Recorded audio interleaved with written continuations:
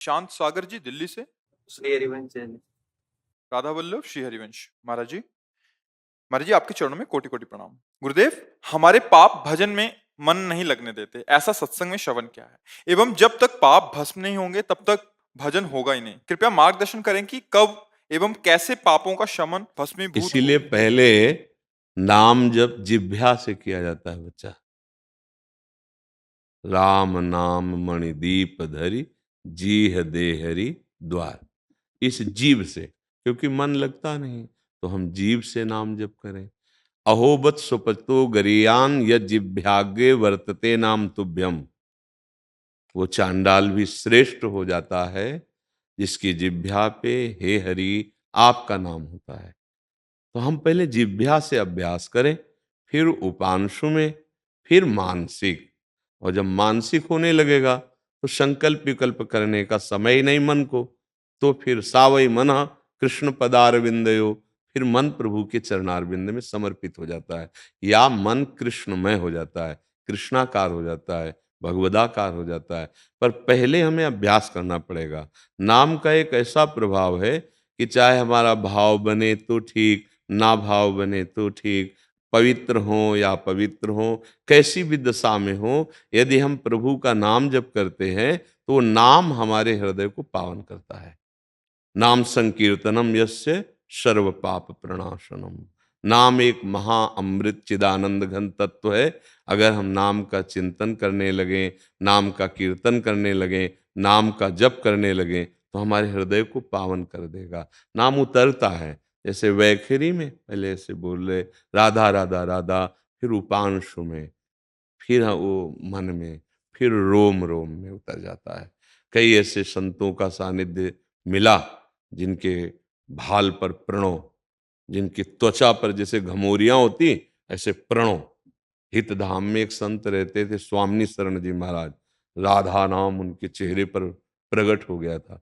जैसे तिलक लगाओ फिर धो दो, जब बाद में बहुत समय तक अगर अभ्यास, तो ये तिलक जैसा बन जाता है। ऐसे उनके पूरे मस्तक पे राधा नाम स्पष्ट दिखाई देता है।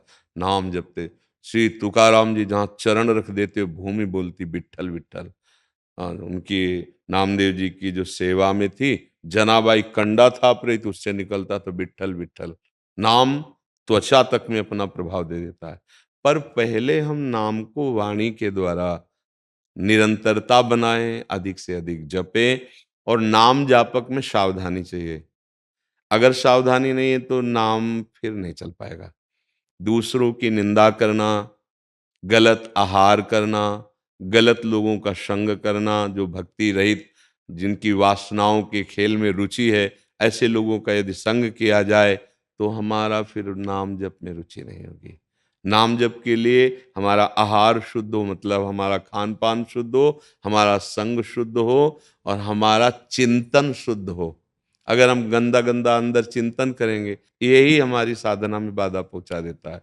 सच्चा साधक वही है, चित्त वृत्ति का विषयों में ना जाना, चित्त वृत्ति का गंदे आचरणों में ना जाना। पर प्रारंभ में इतनी सामर्थ्य नहीं रहती, पर नाम कीर्तन, नाम जप, शास्त्र स्वाध्याय, सत्संग, ये हमको सामर्थ्य प्रदान कर देंगे। समझ पा रहे हैं आप? हाँ, अच्छे आचरण करो, आपकी नई अवस्था है। बहुत सुंदर भगवान की कृपा है कि आप नाम धाम प्रभु की तरफ बढ़ रहे हैं। तो आप देखो, धाम आए ना, नई अवस्था में तो संसारिक पार्टियों में जा के चलो, वहाँ मनोरंजन करें। पर आपके ऊपर हरिजू की कृपा है, आप संत समागम धाम आए, नाम जपने का प्रश्न किए, तो मतलब हरिजू की कृपा। तो अब कृपा का अनादर ना हो। कुसंग से चाहे जितना बड़ा सत्संगी हो, भ्रष्ट हो जाएगा। देखो, शौभरी जी बहुत बड़े महात्मा थे, यही हमारे वृंदावन ब्रज की बात है। यमुना में समाधि, मतलब यमुना जल को स्तंभित करके, भजन में विघ्न न पड़े, भजन कर रहे। सामने देखा मछली क्रीड़ा कर रही थी, मैथुन क्रीड़ा। अब मछली के कौन ऐसे अंग प्रत्यंग है कि देखकर कामासक्त हो जाए, लेकिन उनके अंदर काम जागृत हो गया और इतने विकल हो गए कि 50 राजकुमारियों से ब्याह किया। मानधाता बहुत बड़े चक्रवर्ती सम्राट थे, उनकी 50 पुत्रियों से ब्याह किया। तो देखो, एक दृश्य ने एक महात्मा को कहां जाके गिरा दिया। अगर आप मोबाइल में दृश्य देखोगे, वो तो मछली का दृश्य देखे थे। अब मोबाइल आपके पास, मतलब जो गंदा चरित्र चाहो आप, तो अगर ऐसे आचरण होंगे तो फिर नाम जप क्या, मतलब सतमार्ग की वृत्ति ही नहीं रह जाएगी। इसीलिए कहा गया पापवंत कर सहज स्वभाव, भजन मूर्ते भाव न काऊ।